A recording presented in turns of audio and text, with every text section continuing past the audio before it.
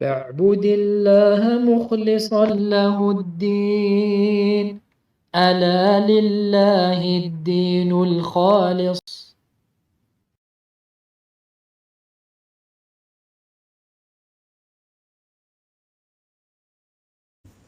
الحمد لله والصلاة والسلام على رسول الله وعلى آله وأصحابه ومن والاه. أما بعد، فما زلنا مع كتاب التمهيد بشرح كتاب التوحيد الذي هو حق الله على العبيد لفضيلة الشيخ صالح ابن عبد العزيز آل الشيخ حفظه الله تعالى. وما زلنا في مقدمة هذا الكتاب، وقد ذكرنا قسمين من أقسام التوحيد. ذكرنا توحيد الربوبية والتوحيد الألوهية. نعم، طيب، فتحي اقرأ إن شاء الله. اقرأ كتاب التوحيد. قال المؤلف رحمه الله تعالى: بسم الله الرحمن الرحيم. كتاب التوحيد. وقول الله تعالى: وما خلقت الجن والإنس إلا ليعبدون. وقوله تعالى: ولقد بعثنا في كل أمة رسولا أن اعبدوا الله واجتنبوا الطاغوت. وقوله: وقضى ربك ألا تعبدوا إلا إياه وبالوالدين إحسانا. وقوله: واعبدوا الله ولا تشركوا به شيئا. وقوله: قل تعالوا أتل ما حرم ربكم عليكم ألا تشركوا به شيئا. الآية. نعم، أحسنت، بارك الله فيك. خانا هادي اسمه مغزوبة. لا، من ها محمد من محمد ها لا، j'ai resté محمد. changer un peu. عبد الله. ما شاء الله. الآيات تعرفها؟ Tu les connais? Les versets, tu les connais? قال المؤلف رحمه الله: بسم الله الرحمن الرحيم. كتاب التوحيد. وقوله تعالى: وما خلقت وقول الله تعالى: وما خلقت الجن والإنس إلا ليعبدون. وقول الله تعالى: ولقد بعثنا في كل أمة رسولا أن يعبدوا الله واجتنبوا الطاغوت. أن يعبدوا الله واجتنبوا الطاغوت. وقوله: وقضى ربك ألا تعبدوا إلا إياه وبالوالدين إحسانا. وقوله: واعبدوا الله ولا تشركوا به شيئا. وقوله: قل تعالوا أتل ما حرم ربكم ألا تعبدوا عليكم حرم ربكم عليكم ألا تشركوا به شيئا. نعم، الحمد لله، جيد. إذن اليوم إن شاء الله تعالى نذكر النوع الثالث، وهو توحيد الأسماء والصفات. توحيد الأسماء والصفات، ومعناه أن يعتقد العبد أن الله جل وعلا واحد في أسمائه وصفاته لا مماثل له فيهما، وإن شرك بعض العباد الله جل وعلا في أصل بعض الصفات فإنهم لا يشركونه جل وعلا في كمال المعنى بل الكمال فيها لله وحده دون من سواه. مثال ذلك أن المخلوق قد يكون عزيزا، المخلوق قد يكون عزيزا والله جل وعلا هو العزيز، فللمخلوق من صفة العزة ما يناسب ذاته، المخلوق له من صفة العزة ما يناسب ذاته الحقيرة الوضيعة الفقيرة، والله جل وعلا له من كمال هذه الصفة منتهى ذلك، ليس له فيها مثيل وليس له فيها مشابه على الوجه التام، فقال جل وعلا ليس كمثله شيء وهو السميع البصير. Donc la troisième catégorie de tawhid, le tawhid des noms et attributs. Hein? Nouruddin, c'est quoi le premier? La première catégorie de tawhid qu'on a vu? Al-Rububiyya, c'est quoi? Tawhid de Rububiyya, ça veut dire quoi? C'est au niveau de l'adoration d'Allah. Là, la seigneurie, c'est-à-dire la seigneurie. Dans quoi on unifie Allah subhanahu wa ta'ala ici? Ah oui, c'est bien, c'est La création.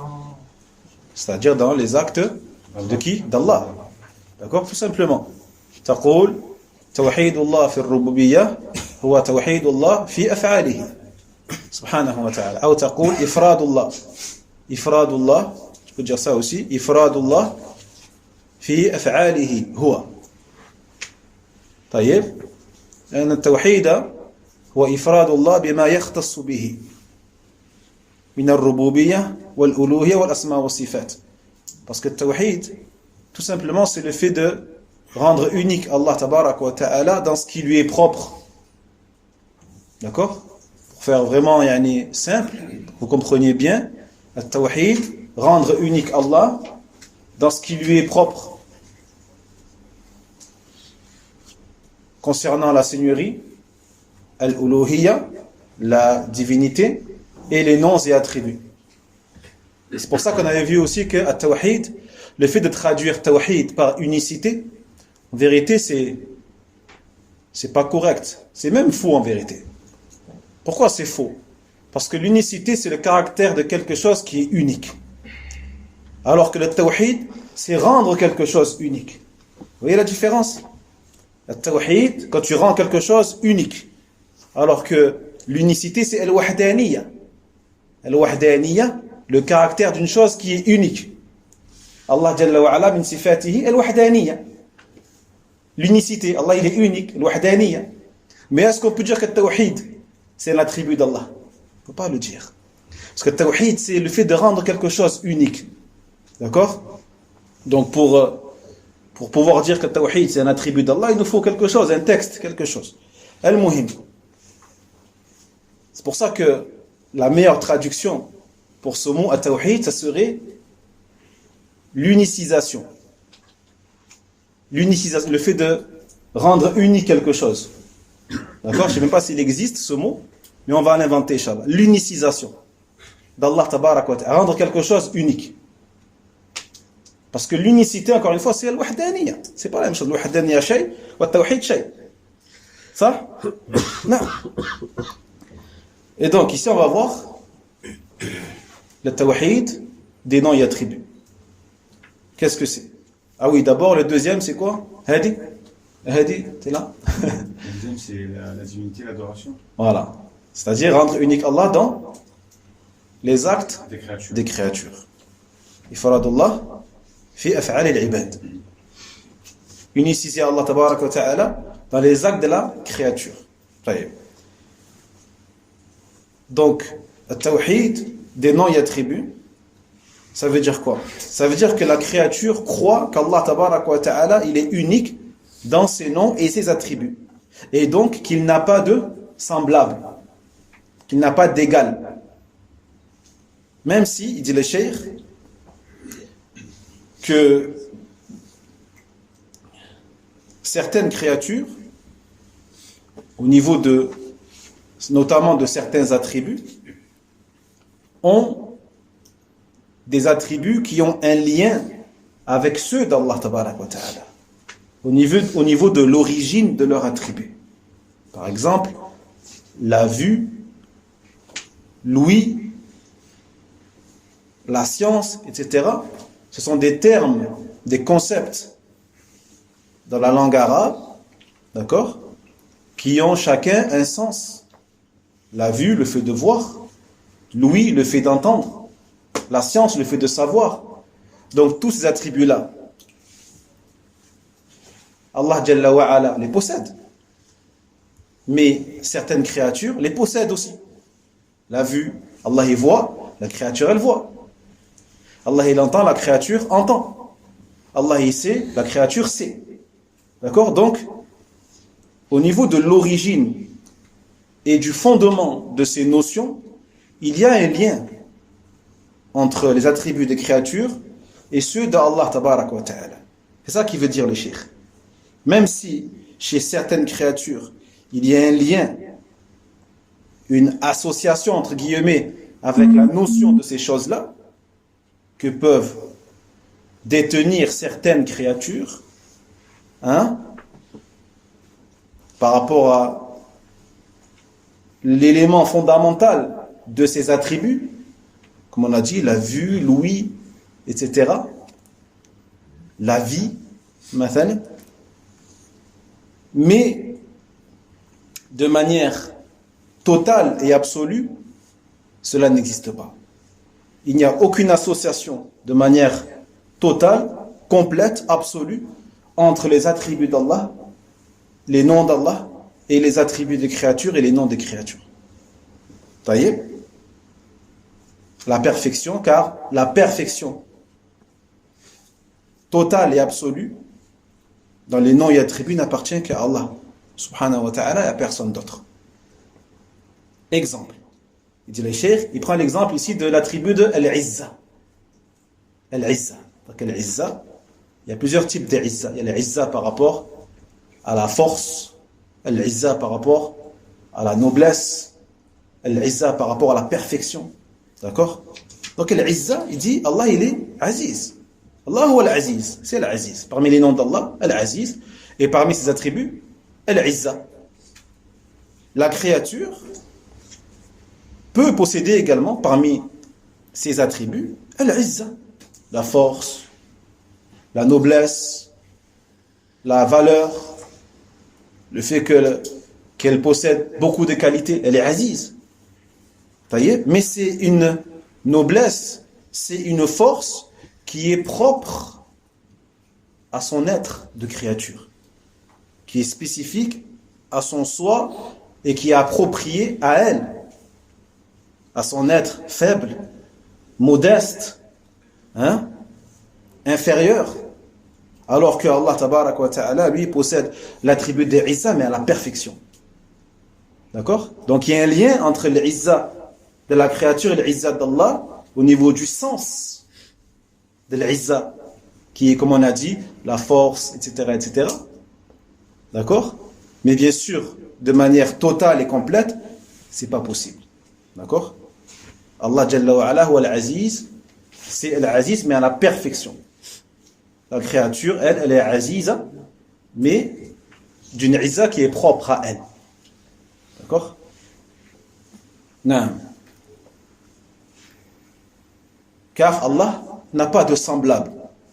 Il n'a aucun équivalent, aucun égal, aucun ressemblant de manière complète, à 100%. Et la preuve, Allah dit dans la sourate Ash-Shura, dans le sens rapproché, et rien ne lui ressemble, et c'est lui qui entend, ou c'est lui qui, l'audient, al-basir, le clairvoyant. والإنسان كذلك قد يكون سميعا قد يكون بصيرا. L'être humain aussi, il est sami', celui qui entend. Est-ce qu'on peut dire de lui qu'il est sami'? هذا سميع? Oui, il entend. L'insan, celui qui voit, est-ce qu'on peut dire de lui qu'il est basir? On dit qu'il est basir parce qu'il voit. D'accord? Mais bien sûr, la vue qu'il possède n'est pas comme la vue d'Allah. Et l'ouïe que tu possèdes n'est pas comme celle d'Allah. Subhanahu wa ta'ala. Même s'ils se rejoignent au niveau du sens élémentaire de ses attributs. Il y a un sens quand même qui est commun. Il y a un sens qui est commun. Le fait de voir, le fait d'entendre. D'accord? Le sens, lui, il est commun entre tes attributs à toi et les attributs d'Allah tabaraka wa ta'ala.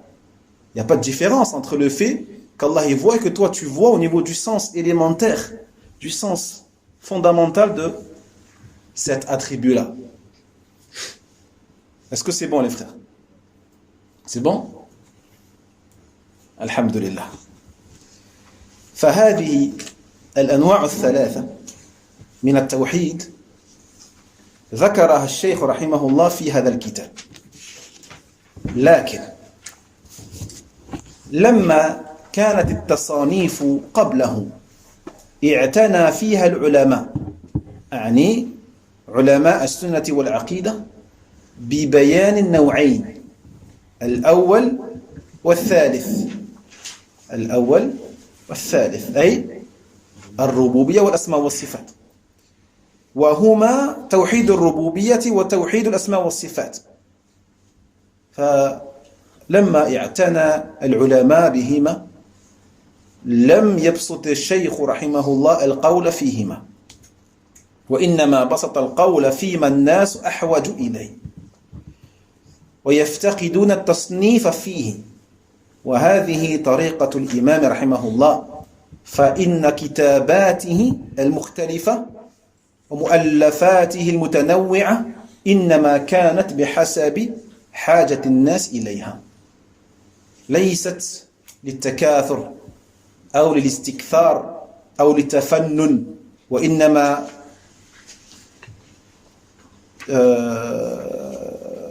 إنما كتب الشيخ فيما الناس بحاجة إليه، فلم يكتب لأجل أن يكتب، ولكن كتب لأجل أن يدعو، وبين الأمرين فرق. فالشيخ إذن بين في هذا الكتاب توحيد الإلهية والعبودية، وبين أفراده من التوكل والخوف والمحبة والرجاء والرغبة والاستعانة والاستغاثة والذبح والنذر ونحو ذلك. فكل هذه عبادات لله عز وجل وحده دون من سواه. ثم إن الشيخ لما بسط ذلك بين أيضا ضده، وهو الشرك، كما يقال بضدها تتبين الأشياء، ضدها تتبين الأشياء. فهذا الكتاب الذي هو كتاب التوحيد فيه بيان التوحيد العبادة والربوبية والأسماء والصفات، وفيه أيضا بيان ضد ذلك وضد التوحيد ما هو الشرك. طيب، donc ces trois catégories-là, tawhid al-rububiyyah, tawhid al-uluhiyyah, tawhid al-asma' wa sifat, que le cheikh rahimahullah ta'ala a évoqué dans ce livre, na'am, sont ces trois-là. Mais il dit, étant donné que les livres qui ont précédé ce livre-là, Kitab al-Tawhid, c'était des livres dans lesquels les savants de la sunna et de la croyance ont détaillé et expliqué la première catégorie et la troisième catégorie, qui sont Rububiyyah, la seigneurie, et les noms et attributs. D'accord?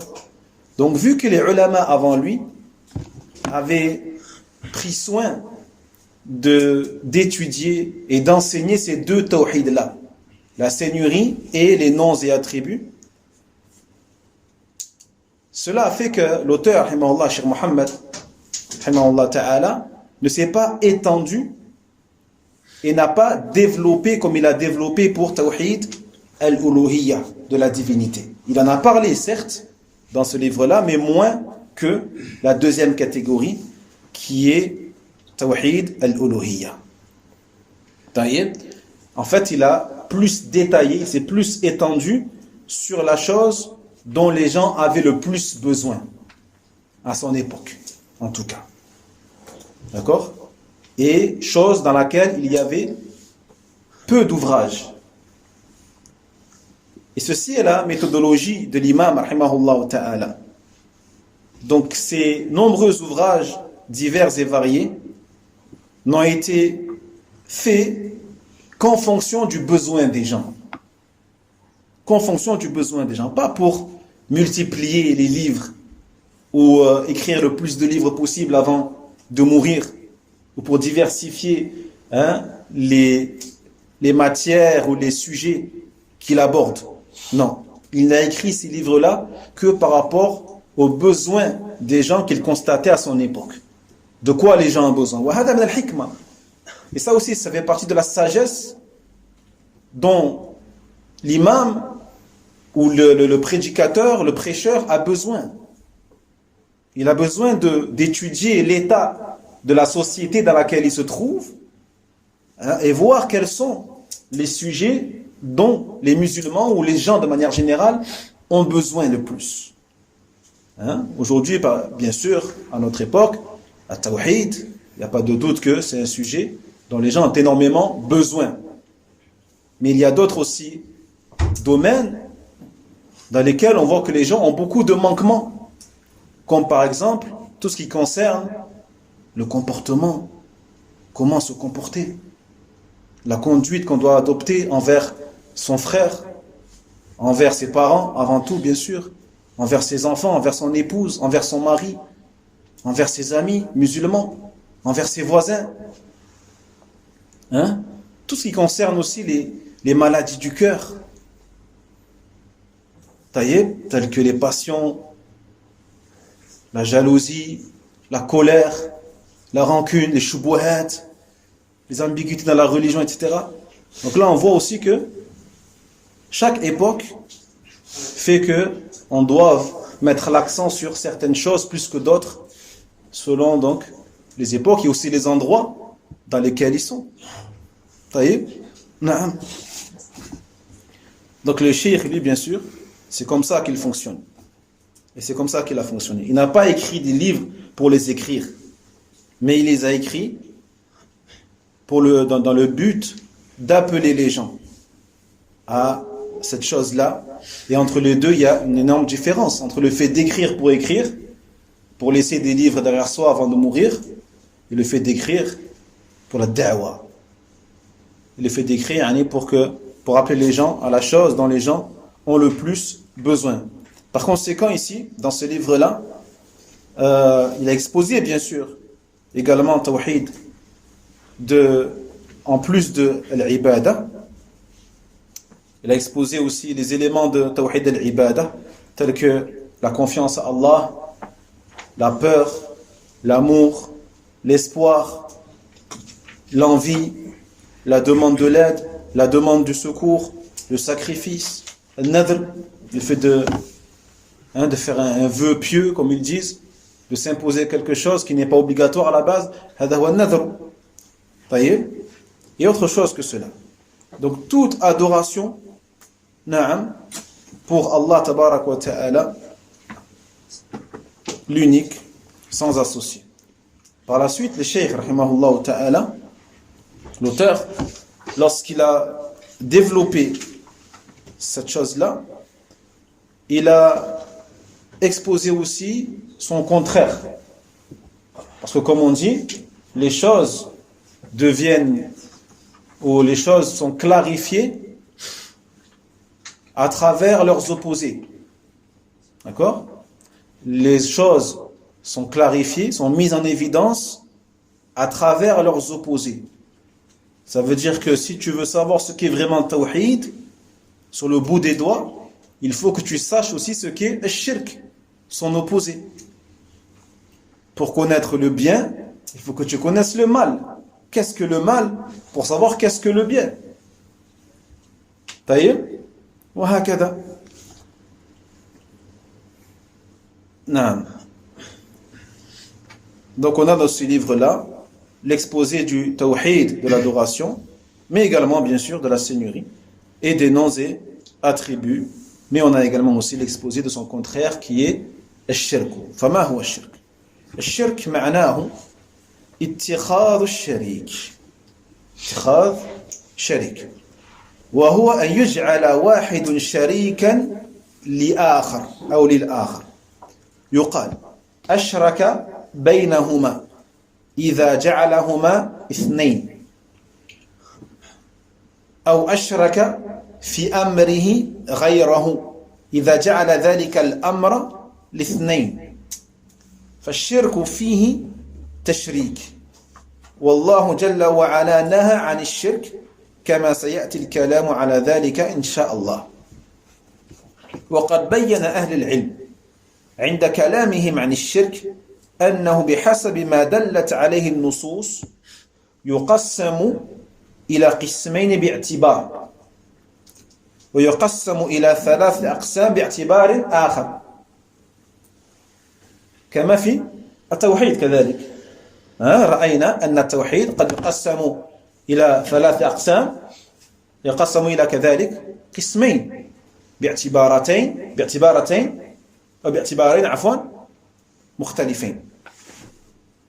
فهو إما أن يقسم إلى شرك أكبر والشرك أصغر، فهذا باعتبار انقسامه إلى قسمين، ويقسم أيضا إلى شرك أكبر والشرك أصغر والشرك خفي، فهذا باعتبار انقسامه إلى 3 أقسام. Donc le shirk, qu'est-ce que c'est le shirk, ikhwa? Donc, notez bien, le shirk, l'association, c'est le fait de prendre un associé. Prendre un associé. Ou le fait de donner à quelqu'un un associé. Donc la personne à la base, elle est seule, et toi tu viens, tu lui dis, tiens, je mets avec toi quelqu'un d'autre. Donc ça va devenir un binôme, comme on dit. Un duo, un binôme. Tu lui as donné un associé. Donc toi tu as fait ici du ishrak. Tu l'as rendu associé à quelqu'un d'autre. D'accord? C'est pour ça qu'on dit en arabe ashraka baynahuma. C'est-à-dire que tu as fait de 2 personnes 2 associés. Tu les as mis ensemble. Hada ishrak. D'accord? Ou alors ashraka fi amrihi ghayrahu. D'accord? Ou alors, c'est presque pareil. Toi, tu as une affaire, eh bien, tu as chargé de cette affaire-là 2 personnes. Tu as fait ce qu'on appelle aussi un ishrak. D'accord? Donc, Allah tabarak wa ta'ala, il a interdit cet acte-là qui est al-shirk. Taïeb, comme on va le voir, bi'idhnillah. Donc les gens de science, à travers leurs paroles, au sujet de justement la définition du shirk, en fonction des textes, certains ont subdivisé les shirk en 2.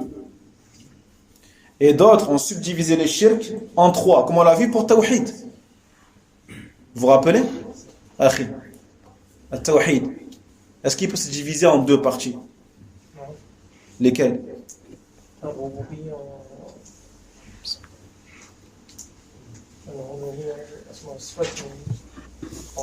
نعم. والثاني et le deuxième c'est quoi? Donc le premier c'est الربوبية والأسماء والصفات ensemble. هكذا. Tout seul. C'est tout. والألوهية et الألوهية والعبادة ils sont où? Là. Soufiane. Le premier c'est le tawhid de l'information et l'affirmation. De la connaissance et de l'affirmation. Al-ma'rifa wa al-ithbat. Et le deuxième c'est le tawhid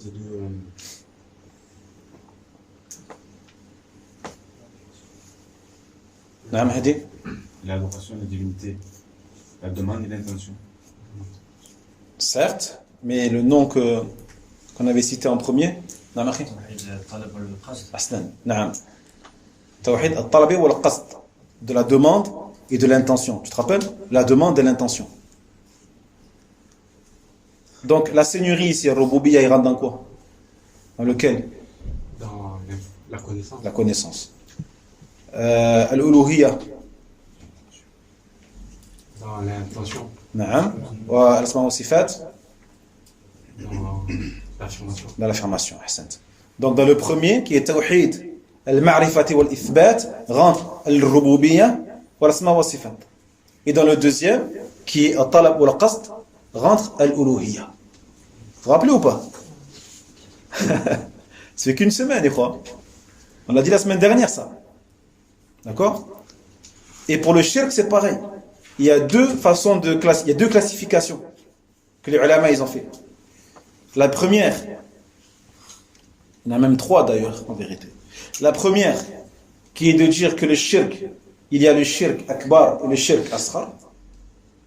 Et la deuxième, qui a le fait de dire qu'il y a le shirk akbar, le shirk asghar et le shirk khafi. D'accord? On va détailler, Inch'Allah.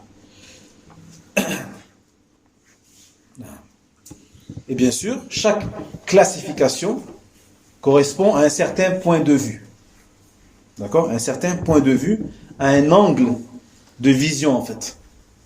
Mais on verra qu'en vérité, ça revient à la même chose. Comme pour Tawhid, en 2 ou en 3, là, le shirk, en 2 ou en 3, ça revient à la même chose au final. La conclusion est la même. Le résultat est le même. D'accord? Non. واضح? C'est pas clair? Non, Hein? j'ai pas compris le fait du mot. Il y a deux seulement, deux catégories. Dans le shirk? Pardon. On va l'expliquer, Inch'Allah. والشرك هو اتخاذ الشريك مع الله في الربوبية أو في العبادة أو في الأسماء والصفات. Donc, le shirk, l'association, encore une fois, le fait de prendre un associé ou de donner un associé à Allah. Donner un associé à Allah, subhanahu wa ta'ala, que ce soit dans l'adoration, dans les noms et attributs ou dans la seigneurie. C'est comme pour le tawhid. Tawhid, on doit uniciser Allah tabarak wa ta'ala dans la seigneurie, dans l'adoration, dans les noms et attributs. Pareil pour le shirk. Le shirk, il est interdit d'associer Allah dans la seigneurie, dans l'adoration et dans les noms et attributs. D'accord? Non.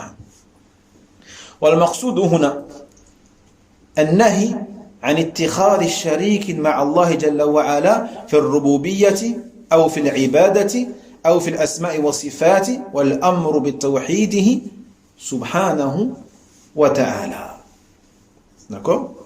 Donc là, il a répété un peu la même chose, sauf qu'il a rajouté en plus ce qui est voulu, donc, quand on parle du shirk, donc c'est l'interdiction d'associer à Allah tabarak wa ta'ala dans ces trois choses-là, seigneurie, adoration, nom et attribut, et aussi, bien sûr, l'ordonnance de l'uniciser.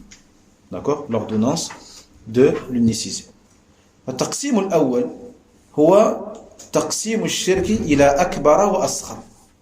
فالأكبر هو المخرج من الملة.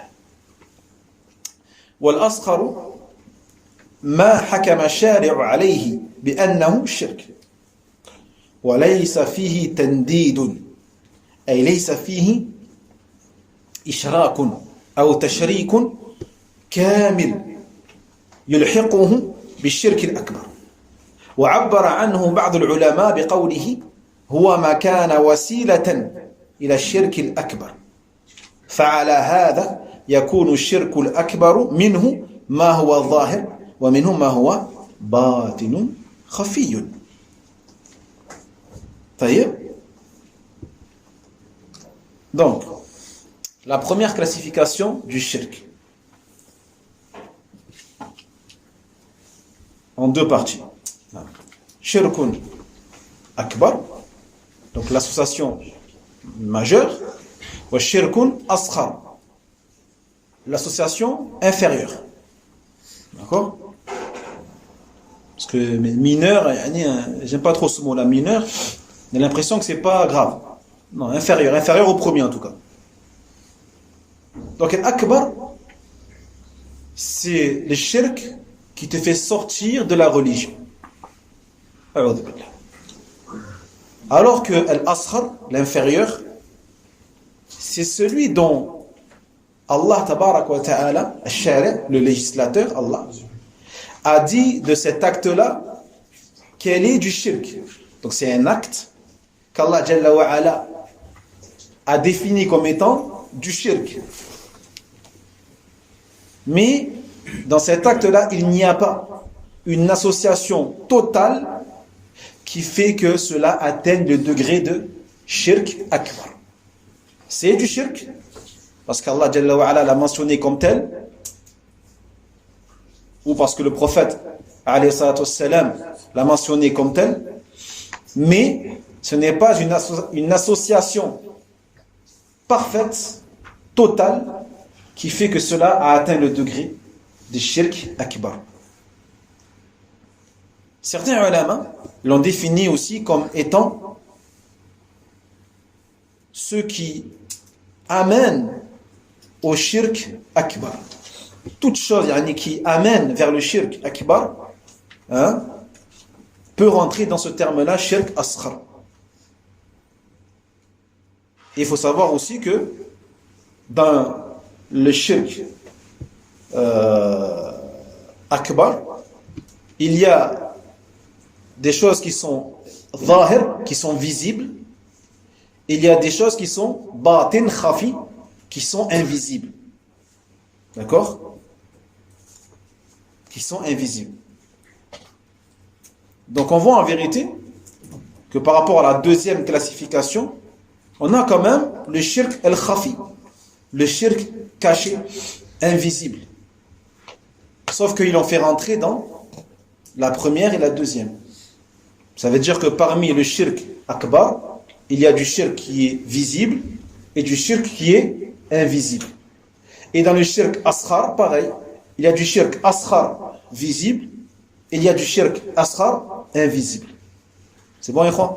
نعم. فمثال الظاهر من الشرك الأكبر عبادة الأوثان مثلا عبادة الأوثان والأصنام هذا الشرك أكبر ظاهر ليس بخفي وعبادة القبور والأموات والغائبين طيب ومثال الباطل شرك المتوكلين على المشايخ هذا الشرك أكبر خفي أعوذ بالله أو على الآلهة المختلفة أو كالشرك المنافقين لأن المنافقين مشركون في الباطن فشركهم أكبر ولكنه خفي أي في الباطن وليس في الظاهر وكذلك الشرك الأصغر على هذا التقسيم. طيب donc exemple de shirk akbar mais zahir, visible, l'adoration des idoles, des statues, des arbres, des animaux, l'adoration des tombes, des morts, des absents. D'accord? Ça c'est du shirk akbar mais qui est zahir, qui est visible à l'œil nu. Ça. Et on a aussi du shirk akbar mais qui est caché. Ça existe aussi, invisible. Naam. Qui est l'association de ceux qui ont placé leur confiance du cœur à autre qu'Allah tabaraka wa ta'ala, tel que leur soi-disant mashayikh, leur gourou, notamment chez Sophia, ou ceux qui placent leur confiance dans des idoles, des divinités fausses. Il y a aussi le shirk des hypocrites. Et quand on dit les hypocrites, ici ce sont les hypocrites qui cachent en eux le kufr et qui montrent l'islam. D'accord? Donc le shirk de ces hypocrites-là, c'est un shirk qui est akbar. Mais il est caché. Il est batin, il est khafi. D'accord? Il n'est pas visible. C'est bon, إخوة؟ وكذلك الشرك الأصغر على هذا التقسيم منه ما هو ظاهر ومنه ما هو باطن خفي. فمثال الظاهر من الشرك الأصغر لبس الحلقة، لبس الحلقة والخيط وتعليق التمائم والحلف بغير الله ونحو ذلك من الأعمال والأقوال. مثال الباطن الخفي، الباطن الخفي من الشرك الأصغر منه يسير الرياء ونحو ذلك، فيكون الرياء على هذا التقسيم أيضا منه ما هو أكبر كرياء المنافقين الذين قال الله في وصفهم يراؤون الناس ولا يذكرون الله إلا قليلا. ومنه ما يقع في بعض المصلين المتصنعين في صلواتهم لأجل نظر الناس إليهم، ومنه ما هو أصغر كمن يحب التسميع أو المراءة. نعم. Donc également le shirk asghar inférieur par rapport à cette classification-là en deux, d'accord? Vous vous rappelez en deux, shirk akbar, shirk asghar. Eh bien le shirk asghar lui aussi, parmi ces différents éléments, il y a du shirk asghar visible, il y a aussi du shirk asghar invisible. D'accord? Exemple de shirk asghar visible. Le fait de porter une genre de, comment ça s'appelle, un anneau autour du bras, comme font certains chez les Arabes et peut-être d'autres populations, un anneau autour du bras en guise de protection contre le mauvais œil, maintenant. Hein? Contre le mauvais œil, autour du bras, autour du poignet, n'importe, peu importe, autour de la cheville, hein? Un anneau.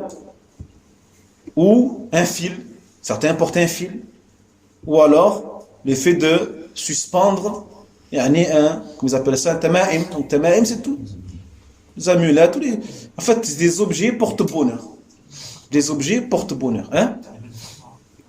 Non, quel que soit l'objet, si la personne a accroché ou a apporté cet objet-là dans le but, soi-disant de lui porter bonheur, ou de la protéger du mal, du mauvais œil ou autre, de la jalousie, d'accord? Ça rentre dans cette croyance-là, elle rentre dans le shirk asghar. Ça peut rentrer dans l'akbar, mais ça peut rentrer dans le shirk asghar si elle croit que c'est une cause. Elle dit c'est Allah qui protège, mais elle te dit que cet objet-là c'est une cause qui fait qu'Allah va me protéger. D'accord? Hada shirkun asghar. Mais c'est un shirk asghar qui est visible, on le voit. Bracelet, fil, on voit, c'est des choses qu'on voit avec nos yeux. D'accord? Le fait de aussi jurer sur autre qu'Allah tabarak wa ta'ala.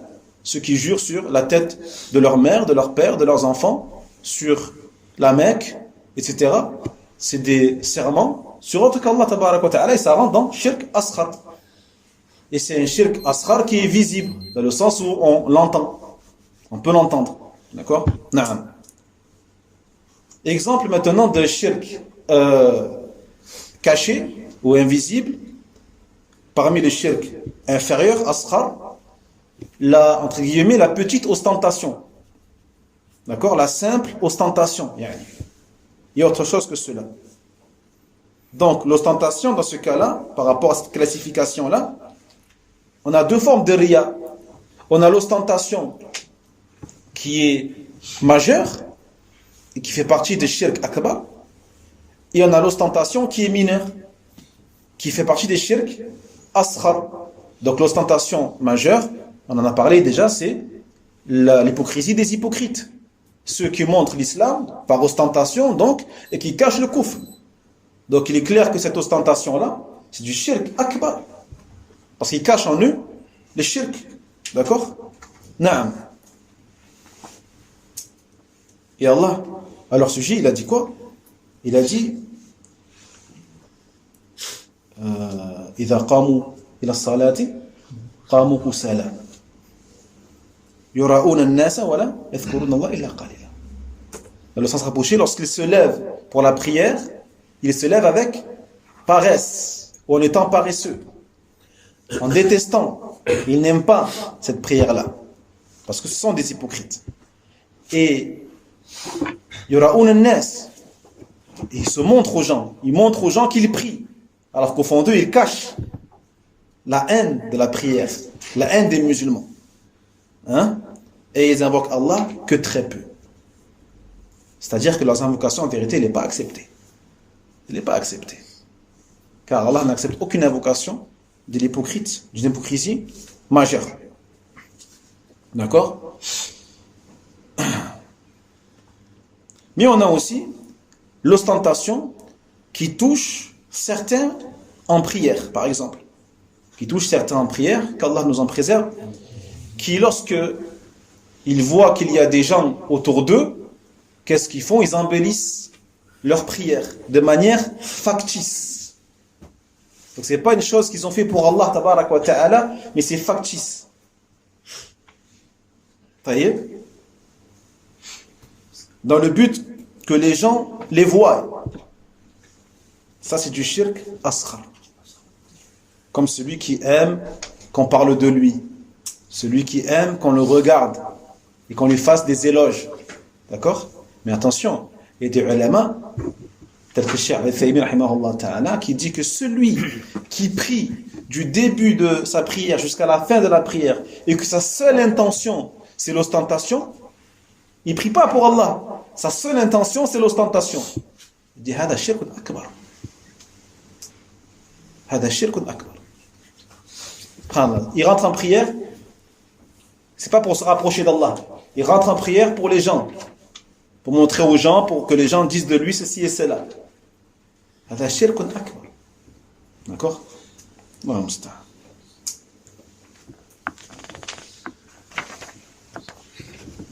آمين. التقسيم الثاني للشرك هو جعله ثلاثة أقسام: أكبر، أصغر، وخفي.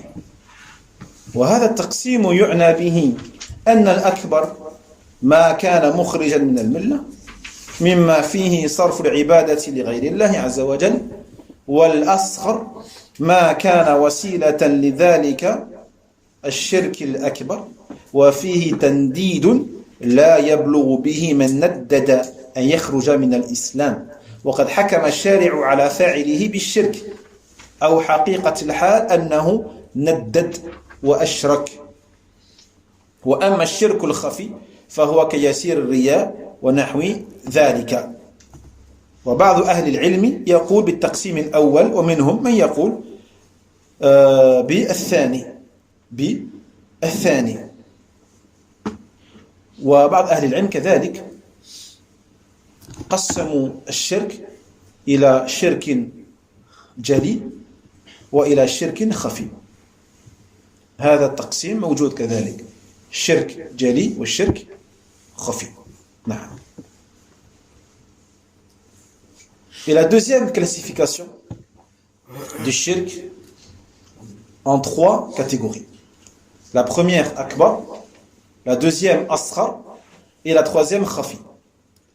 Donc cette classification-là, c'est quoi l'akbar ici? Tout simplement comme dans le premier, comme dans la première classification, al-akbar, c'est la chose qui te va sortir de la religion, voyez, à cause d'une chose, à cause d'une adoration qui a été vouée à autre qu'Allah tabaraka wa ta'ala. Alors que le shirk al-asghar, ici, pareil, c'est un acte qui amène vers le shirk al-akbar et qu'Allah tabaraka wa ta'ala, ou par le biais de son prophète sallallahu alayhi wa sallam, ont qualifié de shirk, mais qui n'a pas atteint le degré de al-akbar qui fait sortir de la religion. Donc celui qui a fait cet acte-là, il a certes commis un acte de tendid, d'association, d'accord, mais qui n'atteint pas le degré de la chose qui fait sortir de l'islam, qui est al-akbar. D'accord? Naam. Puis on a la troisième catégorie qui est al-shirku al-khafi.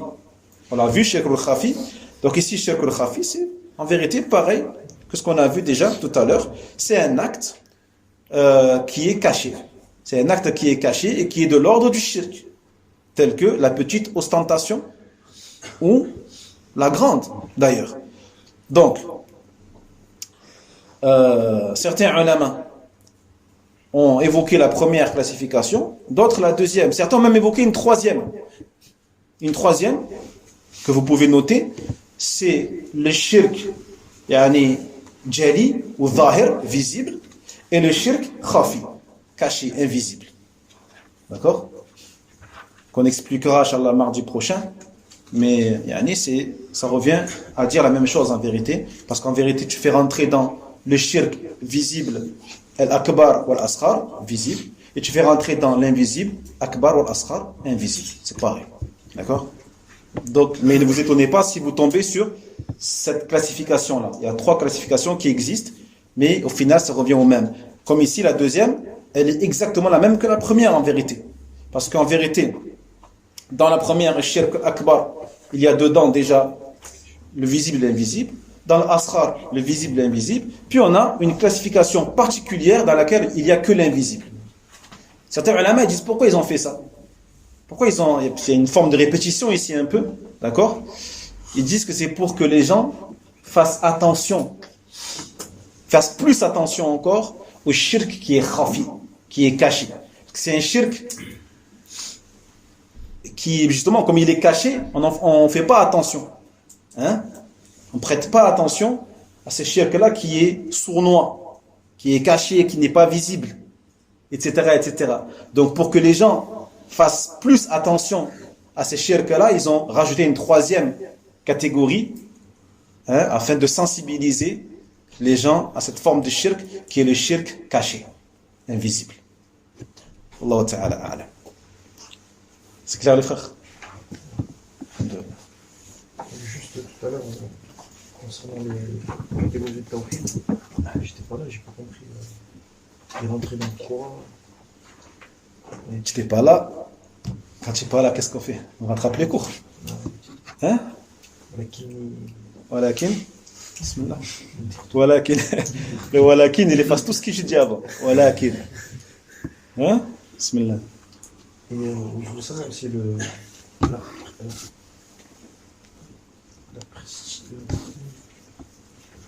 Là? la superstition. La superstition. Là. C'est dans quelle catégorie? C'est une shirk? Là, c'est quoi la superstition? Est-ce que c'est du shirk?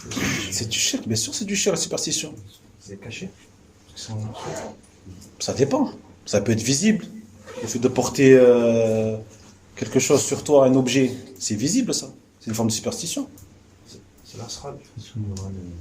Il y aura les charges après, les détails. Hein. D'accord? Ça peut être du asghar comme ça peut être du akbar. Ça peut être les deux, ça dépend de ta croyance. Ça dépend de ta croyance. D'accord? Non. C'est bon les frères? Comme c'est l'heure, Inch'Allah, on va arrêter là. Barakallahu fikum. نسأل الله تبارك وتعالى يعلمنا ما ينفعنا وينفعنا بما علمنا. العلم عند الله وآخر دعوانا أن الحمد لله رب العالمين وصلى الله وسلم على نبينا محمد وعلى آله وأصحابه وإخوانه إلى يوم الدين. وينجي الله الذين اتقوا بمفازتهم لا يمسهم السوء ولا هم يحزنون.